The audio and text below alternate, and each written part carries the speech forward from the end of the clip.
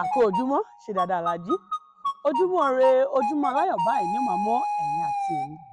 A sì tún kú jímọ̀ olóyin tòní. Jímọ̀ alálùbáríkà ni ó máa jẹ́ fún wa pẹ̀lú. Gẹ́gẹ́ bẹ́ẹ̀ tí mo bá ṣe máa ń ṣe. Orúkọ tèmi ò yí padà. Èmi ọmọ yín, olólùfẹ́ yín, àbúrò yín, ọ̀rẹ́ yín, Adéníjì Yétúndé Olúwaṣe ni mo ti dé sórí ètò lówùúrọ̀ tòní. Lónìí, òwe tí mo fẹ́ ká jọ gbé yẹ̀wò ló sọ wípé lówe lówe là ń lùlù ògidìgbo, ọlọ́gbọ́n ló ń jó, ọ̀mọ̀ràn ní mọ̀. Ní ayé àtijọ́, ìlù ògidìgbo jẹ́ ìlù táwọn aláwo máa ń lù, tó sì máa ń gbàgbọ́ pé aláwo ẹgbẹ́ wọn ló gbọ́ nǹkan táwọn ń lù.